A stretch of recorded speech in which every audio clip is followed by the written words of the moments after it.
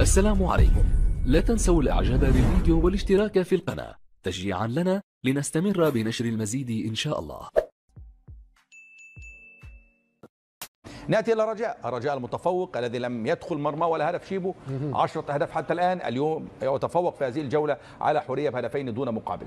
صحيح، فوز الثالث على التوالي والوصول إلى النقطة التاسعة العلامة الكاملة.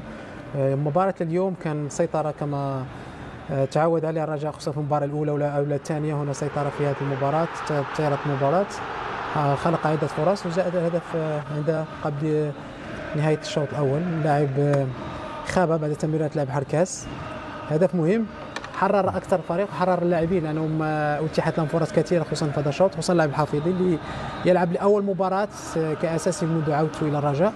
بالاضافه كما قلت يتوج العديد من اللاعبين. الرجاء في بطوله دوري الابطال يقدم مستويات رائعه جدا. كما قلنا في المباراه الاولى فاز بالخمسه، فاز بالثلاث على سيمبا، وهنا الهدف الثاني في الشوط الثاني بعد التغييرات اللي عملها المدرب، دخول زرهوني طريقة ممتازة، يراوغ ويسدد في الزاوية الضيقة ويعطي يهدي 3 نقاط مهمة بالنسبة لفريق الرجاء المتصدر ب9 نقاط. والتغييرات اللي عمل عليها كذلك المدرب، يعني تقريبا غير 5 لاعبين. مهم جدا تغيير اللاعبين وعملية التدوير، لأن كل 3 مباريات، كل 3 أيام هناك مباراة.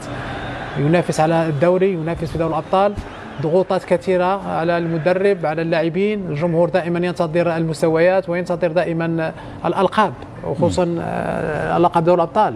هذا هو الأهم بالنسبة للرجاء الذي ينتظر فريق الرجاء، عنده كل شيء. دعنا نتحدث بكلمة عن منزل الجبير، مدرب فريق الرجاء المتميز الذي حتى الآن يحقق العلامة الكاملة في البطولة. كان هناك بعض الانتقادات في بداية مشواره، لكن الآن كيف تراه؟ هو شيء طبيعي، أي مدرب يأتي إلى نادي جديد يحتاج إلى وقت، وقلنا دائما. لكن الشيء الجيد أن حتى الإدارة صبرت على المدرب، الآن أصبح يحصد النتائج، يقوم بعمل كبير. مدرب عنده خبرة وعنده تجربة، وشاهدنا حتى مع المنتخب التونسي في بطولة أفريقيا.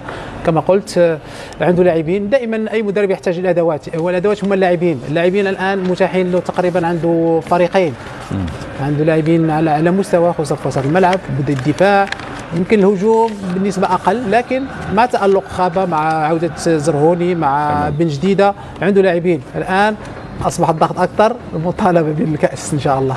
بالفعل مدرب متميز حتى الآن مع فريق الرجاء.